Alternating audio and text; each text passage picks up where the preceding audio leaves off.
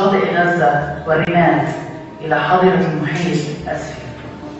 لم يكن كتاب حقوق في رداء العدالة إلى محاولة جادة لبسط نداء الحياة، فقط نداء الحياة ورفض الموت، هذا الموت المتآخي مع صواريخ الاحتلال وقنابله المتواصلة دوما والموجهة تجاه شعب فلسطين.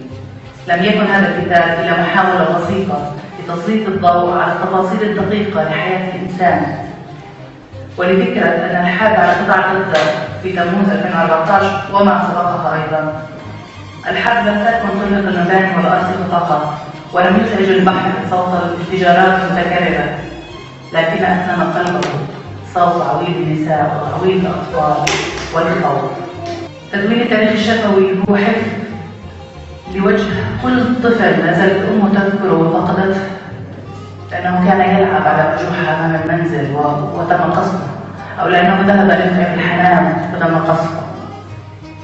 هذا الكتاب من حسن حظنا أنه تم ترجمته لبعض النصوص الفرنسية والإنجليزية، لكن كما أتمنى أن يتم ترجمته إلى كل لغات العالم حتى يصل صوت الفلسطيني إلى كل الناس وعبر كل أثير على موجة واحدة تقول: هنا غزة تحت القصف، هنا حدث كل ما حدث، هنا نحن النساء سنرفع صوت المذياع في منازلكم ونسمعكم ماذا يعني أن تكون غزيا، ماذا يعني أن تكون فلسطينيا.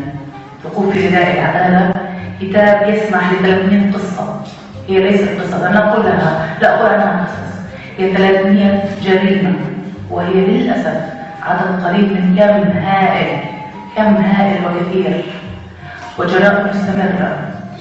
هذا الكتاب يجمع مشاعر التشرد، مشاعر اللجوء والهجرة القسرية، يجمع ألم الموت والإصابة والعجز، يجمع خوف الأطفال وخوف الكبار، ويجمع الفقد. كلمة الفقد كلمة عظيمة في هذا الكتاب، نراها في كل شيء. أن تفقد ذكرياتك في منزلك، أن تفقد ابنك. الذكريات تجيء لا تؤذي، ويأتي راضيا في الذكريات. إنه شباب فلسطين الآن بأعمار 14 سنة 15 16 20 بيستشهدوا على الحواجز. شباب فلسطين طبعا أنا لما بحكي شباب من كلا الجنسين، بنات ذكور وإناث، يعني لما إحنا بنشوف في الخليل بنات رايحين على المدارس وقفوهم بس لأنه جاي على بال الجند الإسرائيلي يقتل حدا اليوم، لأنه عندهم أوامر إنه أنت لازم تقتل، لأنه عندهم أوامر إنك أنت مش لازم تعطي فلسطيني فرصة يعيش، لازم تنهي حياته.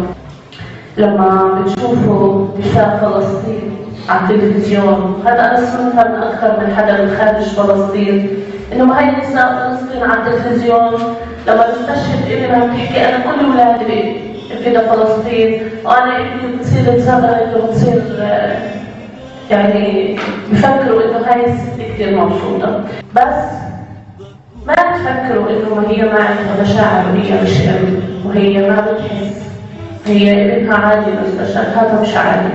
بس بدي أحكي لكم مثال صغير وأذن فيه. أنا أخوي استشهد في 89، وأمي أكثر من 10 سنين ما بتذكر إنها راحت على عرس يعني مناسبة، لأنه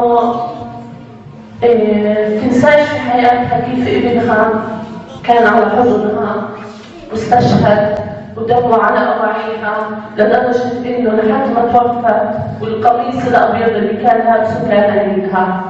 هذا معناه إنه الأم الفلسطينية بتحزن وبتنوجع، والأخت بتحزن وبتنوجع. أجمل الأمهات التي انتظرته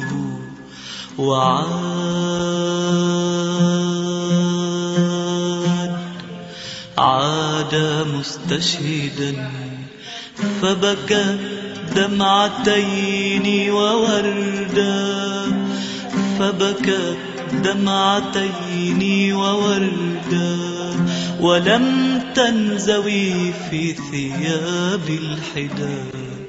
ولد صغير، يمكن الأولاد الصغار اللي بعمر 5 سنين و10 سنين بيحكوا لها هذا الخجل الكبير بيحكي رح نضل نقاوم للنهاية، لأنه إحنا فلسطينية وفلسطينيين مش للاحتلال. أي شيء ردا عليك عليك